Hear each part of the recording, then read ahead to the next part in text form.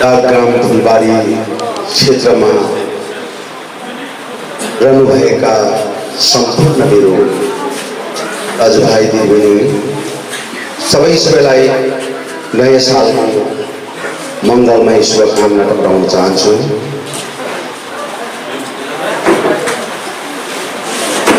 र आज यो परिसरमा कति मिठो नाम लाली गुराँस, यस्ता नामहरू काँफे मुनाल,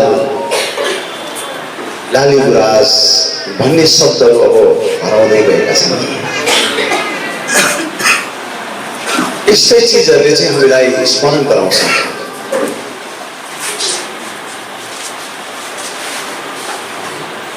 हामी आज यहाँ बसेका छौँ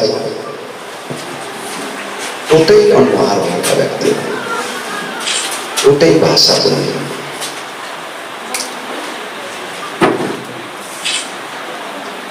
विभिन्न प्रकारको आफ्नो आफ्नो विचारधारा भए तापनि मन त हाम्रो गोर्खाली हो।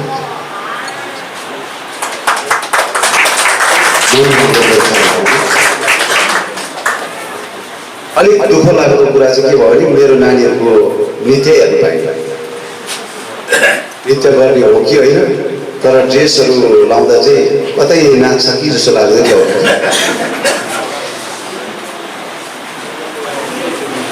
र आज म पार्टीको भाषण त दिन आएको होइन, मेरो सन्तानलाई नयाँ सालको भेटघाट 3 तारिकको दिन आज यहाँ आइपुगे। 2-4 दिन यहाँ बसेर फेरि म अन्त जग्गा गएका हुन्छु। मानिसको सृष्टि नै यस्तो प्रकारले भएका हुन्छन्। भगवानले आज सृष्टि गरेको कारणै यही हुन्छ। हजुरहरूले मलाई लिडरको रूपमा नहेर्नुहोस्, मलाई माध्यमको रूपमा हेर्नुहोस्। लिडरको रूपमा हेर्नुभयो भने भोट आउँछ, त्यति बेला तपाईँलाई भेट्छु,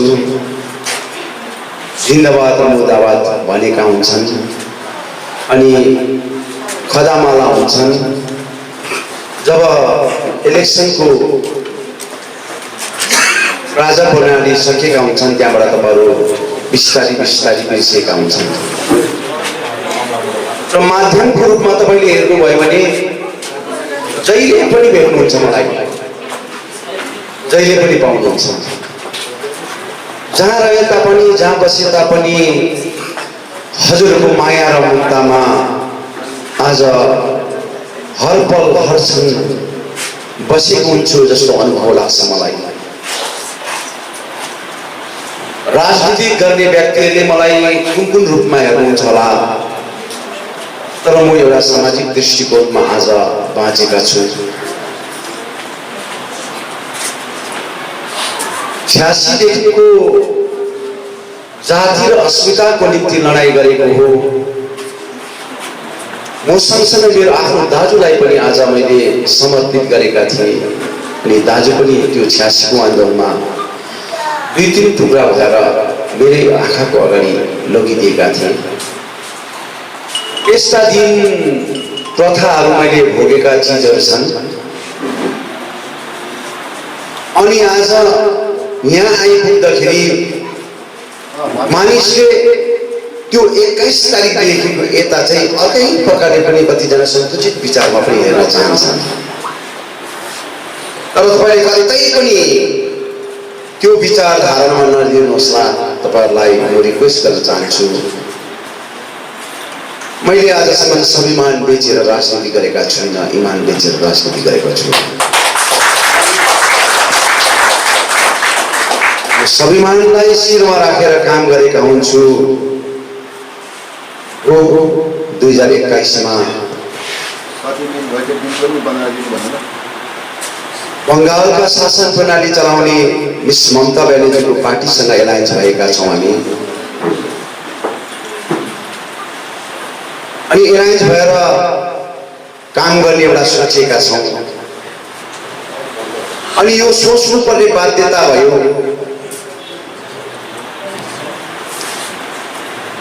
हामी त एउटा भोट हाल्ने मसिनको तरिकाले मात्र युटिलाइज भएका रहेछौँ भन्ने मलाई अनुभव भयो। किनभने 12 वर्षको समय आज हामीले बिजेपीसँग एउटा गठबन्धन भएर बाँच्न परेका थिए, हिँड्न परेका थिए। अनि यो 12 वर्षको समयमा धेरै हाम्रा राज हापीका जनताले, डाकग्राम फुलबारीका जनताले, तराईका जनताले बिजेपीलाई 3 ताल कमलको फुलमा भोट हालेर जिताउने काम गरेका थिए। अनि 3 ताल आज जिताएर पठाएपछि चाहिँ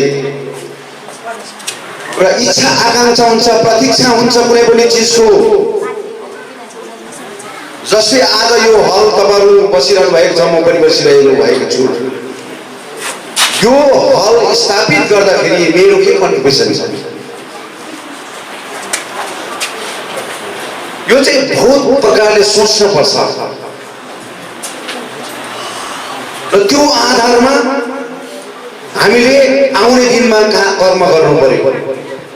तर आज 12 वर्षको समय हामीले यो चट्टानमा पनि कमलको फूल फुलाउने चेष्टा गर्यौं।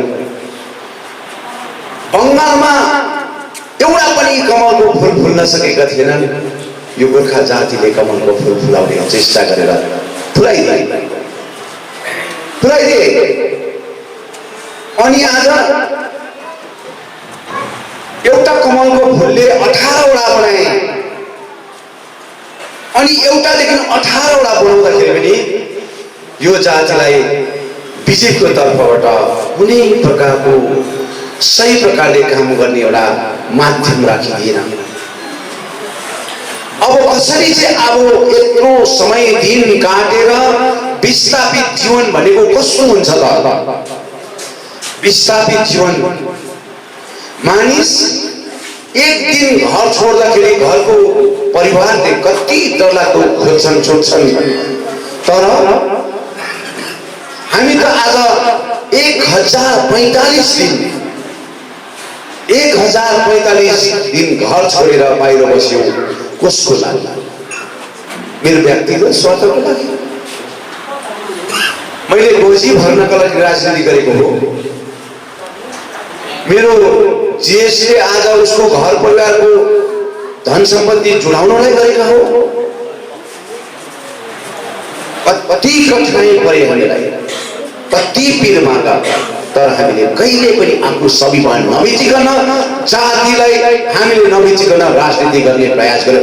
तर पनि बंगालका राजनीति आज जुन प्रकारको भएका छन् अनि सेन्ट्रलका जुन प्रकारको राजनीति भएका छन्, यसमा हामीले डिफ्रेन्ट प्रकारको पाउन सक्यौं। डिफ्रेन्ट प्रकारको भारतको प्रधानमन्त्री नरेन्द्र मोदीज्यू, भारतका देश चलाउने युनियन होम मिनिस्टर, आरएसएस का मेन बीजेपी र आरएसएस को coordinator BL Santosh, JP Nadda president of BJP, सँगसँगै दिलीप घोष, विजय वर्गी, यस्ता व्यक्तिहरूले हाम्रो जातिको कुरा र समाजको कुरा, हाम्रो आइडेन्टिटीको कुरा र आज हाम्रो 11 जातिको गोष्ठीको कुरा, एकजना व्यक्तिलाई नभएको 20 वटा भन्दा ज्यादा चिठी दियो होला। तर मान्छेले एउटा चिठी दिँदाखेरि बुझिहाल्छन्। तर 20 वटा चिठी एउटा व्यक्तिलाई दिँदाखेरि पनि आज बुझ्न नसक्ने पार्टी हामीले पाउन सक्यौं।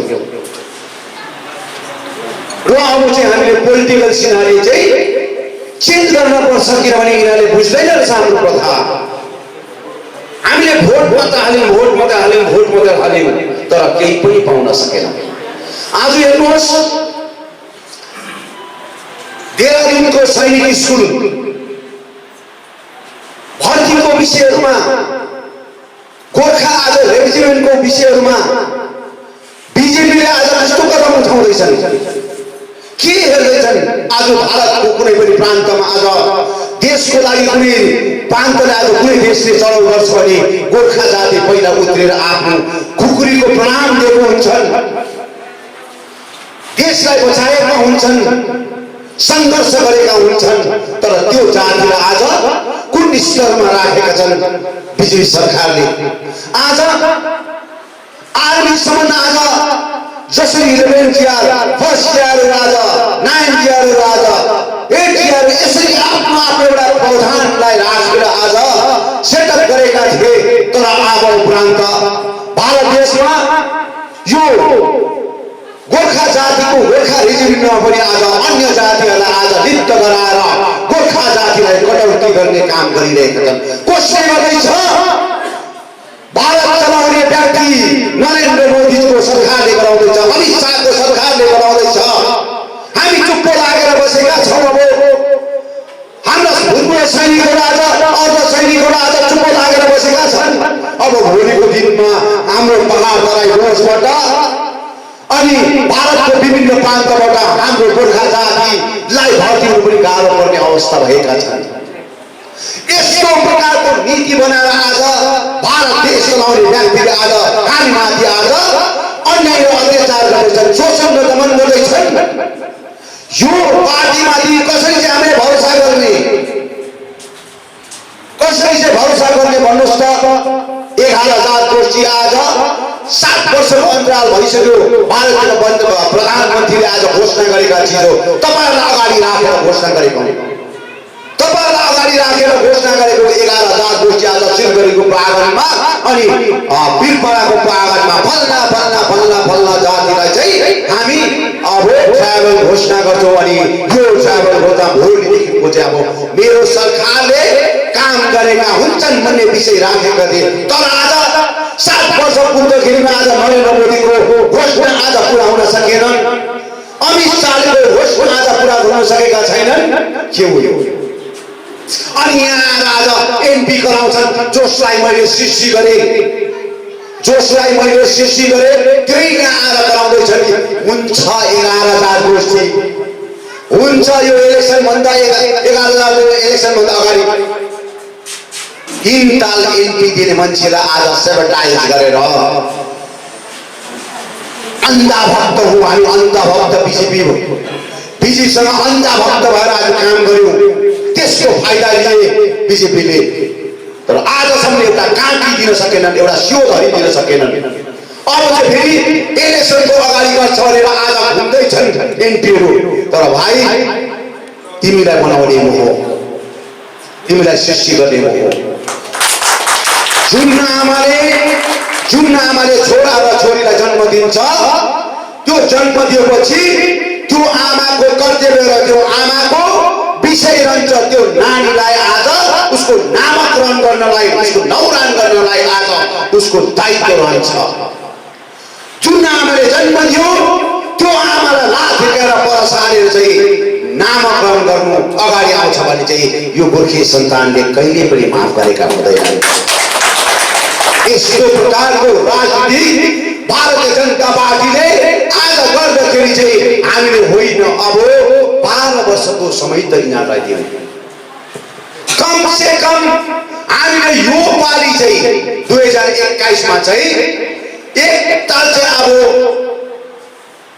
झगडा भयो भने विभिन्न प्रकारको उहाँसँग दुश्मनी भयो हाम्रो। कति उहाँले मलाई जिते चलाउँदाखेरि भनेका थिए हामी सँगै मिलेर काम गरौँ, म गर्छु प्रोग्रेस, म पैसा दिन्छु भनेर भनेको थिएँ। तर मैले जातिको कुरालाई बिजेपीले चाहिँ मेरो जातिलाई पर्मनेन्ट पोलिटिकल सल्युसन चाहिँ आज मेनिफेस्टोमा संकल्प पत्रमा हालेकोले गर्दाखेरि चाहिँ म उहाँसँग मिल्न चाहिँ आज चाहिन। कस्तो कस्तो उहाँले एउटा रिक्वेस्ट गर्दाखेरि मैले चाहिन, किनभने मेरो जातिको कुरा थियो, मेरो समाजको कुरा थियो। यो चिजमा चाहिँ आज बिजेपीले आज मलाई घात पुर्याइदिएको छन्, घात पुर्याइदिएको छन्। त्यसले गर्दाखेरि अब उपरान्त चाहिँ अब 2021 मा चाहिँ कम से कम एक ताल चाहिँ हामी हाम्रो पर्मनेन्ट पोलिटिकल सल्युसन तराई डुवर्सको जुन प्रकारको अवस्था छ, यो तराई र डुवर्सलाई एउटा हिजोको दिनमा पहाडलाई त पहाडको आफ्नो एउटा जिटेको एउटा क्षेत्रफल छ, उहाँले चलाइरहेका थिए, चल्दैछन्। तर तराईको डुवर्सको भाइ बहिनीको अवस्था, यहाँको 396 मौजाको विषयहरू छन्। अनि यहाँको सम्पूर्ण विषयलाई चाहिँ कसरी चाहिँ पर्मानेन्ट पोलिटिकल सल्युसन भित्र हालेर काम गर्न पर्छ भन्ने विषय राखेर आज हामीले अगाडि बढेका छौँ। त्यसले गर्दाखेरि हिजो मिस ममता ब्यानर्जीले जलपाइगुडीमा पनि उहाँले भाषणमा भन्नुभयो, पर्मानेन्ट पोलिटिकल सल्युसन म पनि गर्न सक्छु, म गर्छु भनेर भन्नुभयो। अब हाम्रो काम के रहन्छ त? तराई डुवर्सको काम के रहन्छ? पहाडको काम के रहन्छ? उसलाई बुझाउनु, उसलाई दस्तावेज दिनु, लिखित रूपमा प्रमाण दिनु, यो विषय रहन्छ। त्यसले गर्दाखेरि एकताल अब हेरौँ, फेरि मिस ममता ब्यानर्जी 2021 मा तेस्रो पल्ट एउटा चिफ मिनिस्टरको औदामा राखेर हामीले भोलिको दिनमा सेन्ट्रल गभर्मेन्टलाई जवाब दिनुपर्छ, नरेन्द्र मोदीलाई जवाब दिनुपर्छ, अमित शाहलाई जवाब दिनुपर्छ। तिमीले आज गोर्खालाई अन्याय गरेको, अत्याचार गरेको, अब चाहिँ हामी बङ्गालको शासन प्रणाली चलाउने व्यक्तिसँग मिलेर हामी तिमीसँग तर्क गरेका हुन्छौँ, बात गरेका हुन्छौँ, डिस्कसन गरेका हुन्छौँ भनेर एउटा हामीले माध्यम रोजेका हौँ। यो माध्यम हामीले रोजेका हौँ। त्यसले गर्दाखेरि हेर्नुहोस् बाबामा हो, मलाई धेरै कुरो यो सामाजिक दृष्टिकोणमा आएर मैले भन्नु, तर तपाईँलाई बुझाउनै पर्छ। अलिक मलाई टिएमसीका खदाहरू लगाइदिए, मलाई टिएमसीका खदाहरू लगाए मेरा दिदी बहिनीले, म अति खुसी भएँ, अति खुसी भएँ। पार्टी जोड्ने पनि आफ्नो आफ्नो तरिकाले गर्न पाउँछ, पार्टी आफ्नो तरिकाले गर्न पाउँछ, जातिलाई नमारिकन गर्न पाउँछ, अस्मितालाई नमारिकन गर्न पाउँछ। यो चिजलाई हामीले याद गर्न पर्छ, यो चिजलाई याद गर्नुपर्छ। नत्र भने हाम्रो समाज बर्बाद भइसक्यो, हाम्रो क्षेत्र बर्बाद भइसक्यो, हाम्रो भाइ बहिनी आज ड्रग्स खाएर लथालिँदै आज बेकारी भएर खतम भइसक्यो। यो चिजहरूमा हामी एकअर्कामा तालमेल भएर काम गर्न सक्यौँ भने भोलिको समाज राम्रो भएर जान्छन्। नत्र भने यो नानीको भविष्य भोलिको दिनमा के होला? यसले के सोच्छ त? यसले पढेर लेखेर भोलिको दिनमा कुन चाहिँ आज औदा समाउन सक्छ? त्यो क्याटेगोरी त आज हामी पाउनै सक्दैनौँ। आमा बाबाले ऋण पान कष्ट गरेर आज त्यो छोराछोरीलाई केही कन्सेप्ट लिएर पढाउने र इच्छा आकाङ्क्षा हुन्छ, त्यो इच्छा आकाङ्क्षा पुरा हुनै सक्दैन। बनिनु चाहन्छ डाक्टर, इन्जिनियर, आज आइएस आइपिएस साइन्टिस्ट बनिनु चाहन्छ, तर यसको भावनासँग लिडरले खेल्न हुँदैन, यसको भावनासँग खेलवाड गरेको हुँदैन। यसको भावनालाई आज हामीले सक्सेस गर्नको लागि हामीले एउटा माध्यमको रूपमा काम गरेको हुनुपर्छ भन्ने विषय मेरो रहन्छ।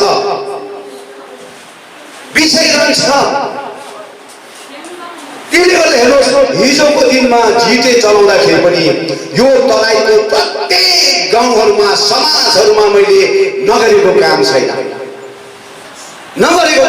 प्रत्येक समाजलाई 30-35 लाखसम्म मैले खर्च गरेर बनाइदिएको छु। मैले त्यति बेला पार्टी छुट्याइन, मैले के छुट्याएँ भने मेरो जातिको शिर उच्च राख्नलाई, जसरी यो आज यो समाज घरमा आएका छ, लाली गुलास समाजको घरमा अघि यसै यो लाली गुलास जस्तै मेरो गोर्खा जातिको नाम रहिरहोस् भन्ने एउटा विषयलाई लिएर म यही चाहन्छु। र सबै दाजुभाइ दिदीबहिनीहरू जो पनि छ, गोर्खा जनमुक्ति मोर्चा, टिएमसी, दुईटै पार्टी झगडा नगरिकन तालमेल गरेर यहाँ चाहिँ के हुँदैछ भने विमल गुरुङ आयो भने चाहिँ कतिजना टिएमसीका लिडरको गाँस खोसिन्छ भन्ने प्रकारको राजनीति हुँदैछ। यो बन्द हुनुपर्छ। मेरो कन्सेप्ट के हो? भारतीय जनता पार्टीलाई 2021 मा नराम्रो प्रकारको सबक दिनुपर्छ। सबक दिनको लागि अब तिमी र म मिल्दैन भने भोलि दिनमा गोलाई घाइ पुग्छ, भन्नुहोस् न मिस ममता ब्यानर्जीलाई यो काम चाहिँ आज तिम्रो पार्टीबाट हुँदैन, मेरो पार्टीबाट म अलिकति छल कपट हुन दिन्न। सिरियसली काम गरेको हुन्छ, सिरियसली। तर यहाँ म यो तराईमा आउँदाखेरि साझा मञ्च, एउटा मञ्चमा पनि आज टिएमसीले मिटिङ गरेका छैन। आज मात्रै फर्स्ट टाइम यहाँ आउँदाखेरि मेरो अफ्रिका दिदीबहिनीले मलाई खदा लगाइदियो, त्यो पनि टिएमसीको सिम्बल। मैले लाउँदिनँ भने नि हाम्रो गठबन्धन हो। हिजोको दिनमा बिजेपीको लाउन सक्छु, टिएमसीको किन लाउन सक्दिनँ? लाउनु पर्यो नि त, खुल्ला आउनु पर्यो, मन खुल्ला आउनु पर्यो। हिजोको दिनमा बिजेपीको आज खदा लगाइदिएको गठबन्धन थियो, आज हाम्रो त्यस्तै टिएमसीसँग गठबन्धन हो, हामी खदा लगाएर हिँड्दाखेरि के हुन्छ भन त? गठबन्धन हो। हामीले क्लियरली भनेका छौँ 21 तारिकको दिन कि 2021मा मिस ममता ब्यानर्जीलाई अब तेस्रो पल्ट म चिफ मिनिस्टरको रूपमा हेर्न चाहन्छु। त्यसले गर्दा हामी एलायन्स, तर जाति र अस्मितालाई याथावत राखेर, शिरमा राखेर गोर्खाल्यान्डलाई जसले आज दिन्छु भन्ने वचन दिन्छन्, जसले सपोर्ट गर्छन्, उसलाई 2024को इलेक्सनमा जिताएर पठाउँछु भन्ने त्यसै भनेको होइन। यो चिजहरू मैले स्पष्ट रूपमा आज भनेका छु र हामी सबै पार्टीहरू मिलेर अगाडि बढेर काम गरौँ। र यो समाज, यो लालीगुराँस समाजको जुन एउटा परिस्थिति आज यो ढाँचामा तपाईँले चलाउँदै हुनुहुन्छ, यहाँ तपाईँले आज आफ्नो एउटा विषयहरू मलाई प्रस्तुत गर्नुभएका छन्। यो सबै कुरोलाई म आफ्नो एउटा मन हृदयमा राखेर मैले गर्नुपर्ने विषय, क्लबको विषयहरूमा, यहाँको जिमको विषयहरूमा, यहाँ हलको विषयहरूमा अलिकति के मैले हेल्प गर्न सक्छु, मेरोबाट के अझै सपोर्ट हुन सक्छ। दङ्गाउनु त आज यही अनुहारलाई त दङ्गाउनुहुन्छ, अर्को अनुहारलाई त तपाईँ दङ्गाउँदाखेरि अलिकति गाह्रो पर्छ। तर म दङ्गायो भन्दैमा मैले मन दुखाउने होइन, बुझेँ नि? म बार भनेको छु नि, म एउटा सृष्टिकर्ता हो, म एउटा सृष्टिकर्ता हो। मैले कसैलाई जन्माउँछु, कति एमएलएलाई जन्माए, कति एमपीलाई जन्माए, कति कमिसनरलाई, कति चेयरम्यानलाई, भाइस चेयरम्यानलाई। आज 2001 देखिको यसरी नै मैले इलेक्सनमा जन्माउन आजसम्म टिल नाउ मैले अहिलेसम्म इलेक्सन हारेका छु। र यो पालि पनि हामी त्यही कन्सेप्ट लिएर आएका छौँ। त्यसले गर्दा तपाईँलाई यही म तपाईँलाई रिक्वेस्ट गर्न चाहन्छु र तपाईँहरूसँग एउटा आदान प्रदान गरिरहनु, समाजलाई भेट्दै गर्नुहोस्। तपाईँले के कस्तो प्रकारले तपाईँहरूले अब यो माथिल्लो भेगमा, माथिल्लो पन्थीमा तपाईँले के सेटअप गर्नुपर्ने यो विषयहरू तपाईँले राख्नुभएका छन्। मेरोबाट के हेल्प हुन्छ अघि म तपाईँहरूसँग आवाज गरेको हुन्छु, आदान प्रदान गरेको हुन्छु। अवश्य केही न केही हदसम्म चाहिँ म तपाईँलाई सपोर्ट गरेका हुन्छु, सहयोग गरेका हुन्छु। यही नै तपाईँलाई म यो शुभ सन्देश आज जनवरी 3 तारिकको दिन म आउँदा नै आज तपाईँले यो म आफ्नो वासस्थानमा नपुगिकन यहाँ आएर तपाईँसँग भेटघाट हुँदाखेरि अति सुन्दर, अति मिठो लागेको छ। र समाजका जनप्रतिनिधिलाई, क्लबका जनप्रतिनिधिलाई मेरो हृदयबाट नयाँ सालको शुभकामना, कोटि कोटि प्रणाम गर्न चाहन्छु। तपाईँको यो क्लबको, समाजको भविष्य भोलिको दिनमा अझै राम्रो भएर जाओस्। फेरि म अर्को पालि आउँदाखेरि चाहिँ यस्तो प्रकारले आउन सकोस् कि तपाईँले मलाई दाजु यो चाहिँ तपाईँले यस्तो प्रकारले गरिदिनु भयो, यो चाहिँ यो समाजको लागि यो एउटा छापको रूपमा बनिनु भयो भन्ने कुरो चाहिँ तपाईँले सोच्न सकोस् भन्ने शुभकामना राख्दै सम्पूर्ण हाम्रा गोर्खा जनमुक्ति मोर्चाका परिवार अनि टिएमसीका परिवारहरू जो पनि आज छन्, सबैलाई मेरो हृदयबाट कोटि कोटि प्रणाम गर्दै मेरो 2 शब्द यतिमै समाप्त गर्न चाहन्छु। धन्यवाद। जय गोर्खा, जय गोर्खाल्यान्ड।